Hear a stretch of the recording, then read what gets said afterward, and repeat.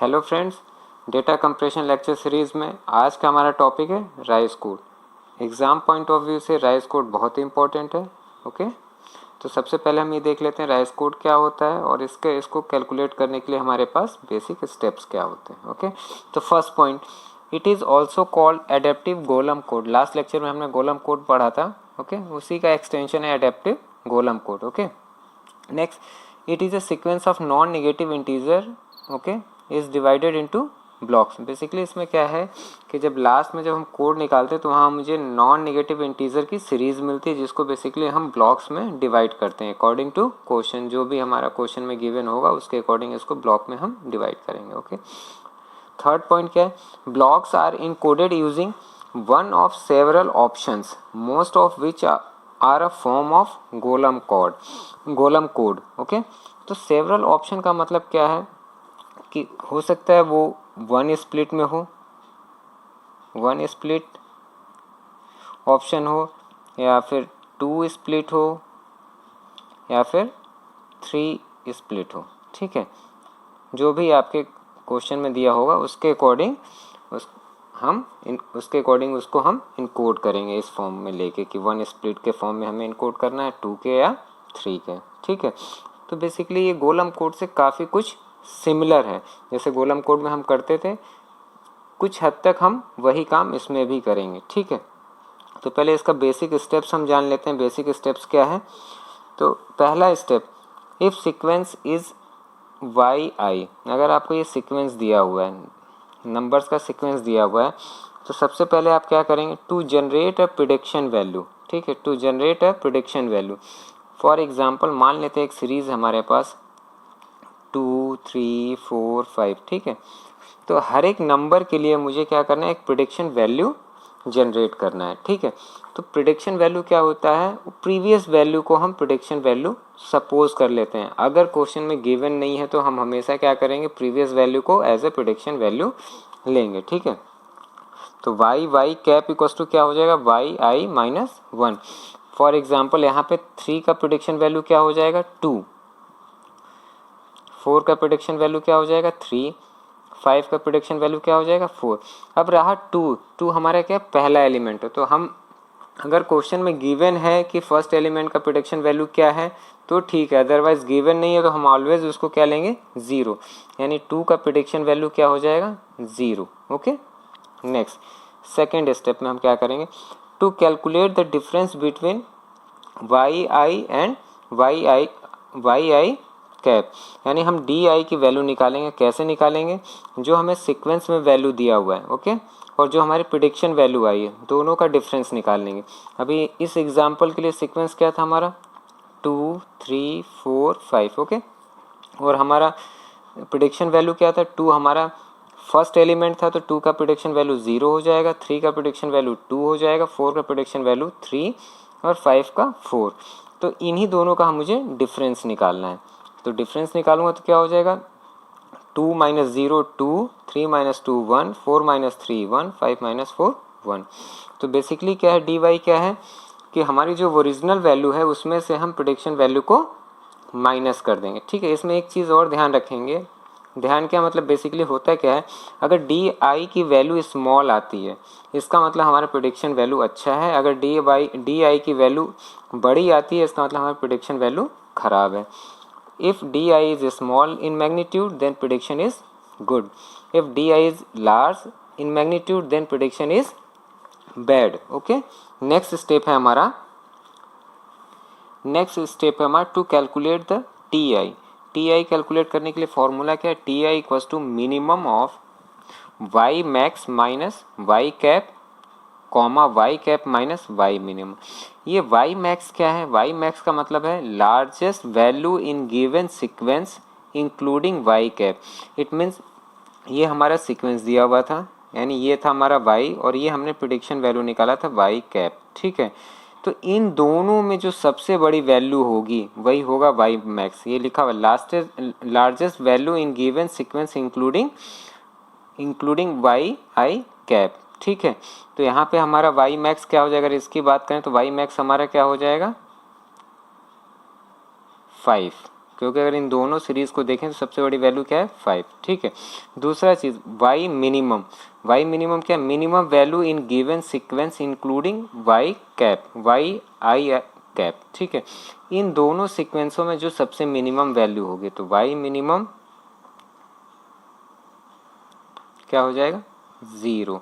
अगर आपका first element का प्रेडिक्शन वैल्यू नहीं दिया हुआ है तो आपका हमेशा y मिनिमम क्या होगा 0, ठीक है।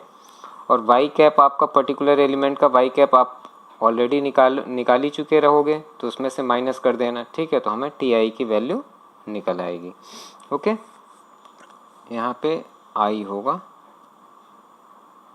नेक्स्ट स्टेप हमारा क्या कहता है, अब हमारी डी और टी की वैल्यू निकल गई है, ठीक है। तो इन दोनों फैक्टर को जब हमने कैलकुलेट कर लिया तो इन दोनों फैक्टर के हेल्प से हम एक्स आई की वैल्यू निकालेंगे, ठीक है। अगर पहला कंडीशन क्या कहता है, डी आई, जो हमने ये डी आई निकाला है greater than equals to 0 and less than equals to T I है इसके, तो हमारा जो एक्स आई की वैल्यू क्या हो जाएगा 2di, ओके। नेक्स्ट हमारा क्या है, अगर हमारा जो डी आई की जो वैल्यू है greater than equals to minus T I, यानी अगर कोई सीक्वेंस इसमें जो हमारी टी आई वैल्यू हम निकालेंगे उसमें कोई नेगेटिव वैल्यू आएगी, सबसे छोटी वैल्यू, ठीक है, तो उससे बड़ी होनी चाहिए बराबर या फिर 0 से छोटी होगी, ठीक है। तो उस केस में हमारा जो एक्स आई की वैल्यू होगी इस तरीके से कैलकुलेट हम करेंगे 2 mod of D I minus 1, okay. Otherwise हम क्या लेंगे, एक्स आई की value T I plus mod of D I. Mod of D I का मतलब क्या हुआ, हम हमेशा पॉजिटिव वैल्यू ही कंसीडर करेंगे, निगेटिव वैल्यू को इग्नोर कर देंगे। निगेटिव वैल्यू भी होगा तो उसको हम एज ए पॉजिटिव ही कंसीडर करेंगे, ओके। जब हमारी एक्स आई की वैल्यू निकल जाएगी उसके बाद हम इन कोड करना स्टार्ट करेंगे नंबर्स का। तो उसमें दो सबसे इम्पॉर्टेंट ऑपरेशंस होते हैं, ऑपरेशंस कह सकते हैं या फिर हम ये कह सकते हैं कि दो सबसे इम्पॉर्टेंट प्रोसेस होते हैं। पहला होता है फंडामेंटल सीक्वेंस, ठीक है। तो बेसिकली फंडामेंटल सीक्वेंस में हम यूनरी कोड का यूज़ करते हैं, ठीक है। This is a unary code. Already हम डिस्कस कर चुके हैं कॉलम कोड में कि यूनरी कोड कैसे निकालते हैं। तो एक बार और भी यहाँ मैं एक्सप्लेन कर देता हूँ। अगर suppose unary code of N लिखना है तो इसके दो तरीके होते हैं, दो ऑप्शन होते हैं, या तो हम 0 के फॉर्म में लिखते हैं या फिर 1 के फॉर्म में लिखते हैं, ठीक है। अगर मुझे यूनरी ऑफ एन लिखना है तो हम क्या लिखेंगे, n number of 0 followed by 1 या फिर n number of 0 followed by 1 या फिर n number of 1 followed by 0। For example अगर मुझे यूनरी ऑफ 3 लिखना है, ओके, तो मैं क्या लिखूँगा, मेरे पास दो ऑप्शंस हैं, या तो 1 के फॉर्म में या फिर 0 के फॉर्म में। तो 0 के फॉर्म में लिखूँगा, 3 का अगर यूनरी लिखना है तो मैं क्या लिखूँगा 3 टाइम्स ऑफ 0 फॉलोड बाई 1, या फिर लिखूँगा 3 टाइम्स ऑफ 1 फॉलोड बाई 0। उसी तरह अगर मुझे 4 का लिखना होगा तो 4 टाइम्स ऑफ 0 फॉलोड बाई 1 या फिर 4 टाइम्स ऑफ 1 फॉलोड बाई 0, ठीक है। इस तरीके से हम किसी भी नंबर का यूनरी कोड निकाल लेते हैं, ठीक। यूनरी कोड में सबसे इम्पॉर्टेंट चीज़ होता है स्प्लिट सैंपल ऑप्शन, ठीक है। ये आपके क्वेश्चन में गिवन हो सकता है, अगर गिवन नहीं है तो आप हमेशा 1 स्प्लिट सैंपल ही कंसीडर करके चलना, ठीक है। अब ये होता है क्या, पहले इसको समझ लेते हैं। These option consist of a set of code indexed by a parameter m, okay। तो एग्जाम्पल से पहले हम समझते हैं। If we want encode 23 in 8 bit representation, अगर मुझे 23 को 8 बिट रिप्रेजेंटेशन लिखना है तो सबसे पहले हम बाइनरी कोड निकालेंगे 23 का। 23 का बाइनरी कोड क्या होगा, हमारा 23 का बाइनरी कोड होगा 10111, ठीक है। और हमें क्या बोला 8 बिट रिप्रेजेंटेशन, तो ये 5 बिट है, 3 0 हम इधर इंक्लूड कर देंगे, ठीक है। अगर मैं इसको 1 स्प्लिट सैंपल में इनकोड करता हूँ, ठीक है, तो कैसे इनकोड करूँगा, मेरे पास क्या 23 का बाइनरी क्या है 0 0 0 1 0 1 1 1। तो 1 स्प्लिट सैंपल में हम क्या करते हैं, जो पहला लिस्ट सिग्निफिकेंट बिट है उसको सबसे पहले हम लिखते हैं, ओके 1 यहाँ लिख लिया। उसके बाद बाकी का हम बाइनरी वैल्यू निकालते हैं। अगर बाकी का हम बाइनरी वैल्यू देखें तो ये किसके बराबर है 11, किसके बराबर है, 11, 1 0 1 1 11 का ही होगा, 1 2 और 8, ठीक है, 8 3 11। तो अब मैं क्या करूँगा, 11 का यानी इसका जो है इसका यूनरी कोड निकालूंगा, ठीक है, या तो 0 के फॉर्म में या फिर 1 के फॉर्म में। तो इसका यूनरी कोड क्या हो जाएगा हमारा, 0 के फॉर्म में कंसिडर करूँगा तो 11 times of 0, 1 2 3 4 5 6 7 8 9 10 11 followed by 1, okay. तो 23 का 1 स्प्लिट सैंपल में कोड ये हो जाएगा। अगर मैं 2 स्प्लिट सैंपल की बात करूं तो 23 का बाइनरी हमने ये निकाला था 0 0 0 1 0 1 1 1, ओके। तो 2 स्प्लिट सैंपल में मैं क्या करूंगा, 2 लिस्ट सिग्निफिकेंट बिट को लूँगा, यानी हमारा 2 लिस्ट सिग्निफिकेंट बिट कौन से हो जाएंगे, ये,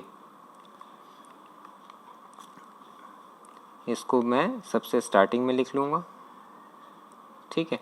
उसके बाद इस कोड का बाइनरी निकालूंगा, ठीक है।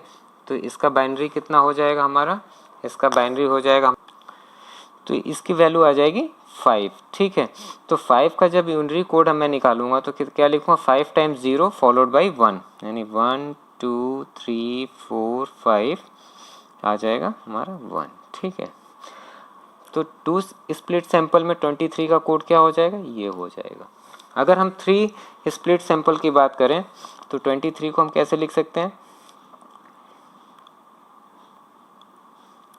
तो इसमें मैं क्या कंसीडर करूँगा, 3 लिस्ट सिग्निफिकेंट बिट को, ठीक है। तो इसको सबसे पहले मैं लिख लूँगा,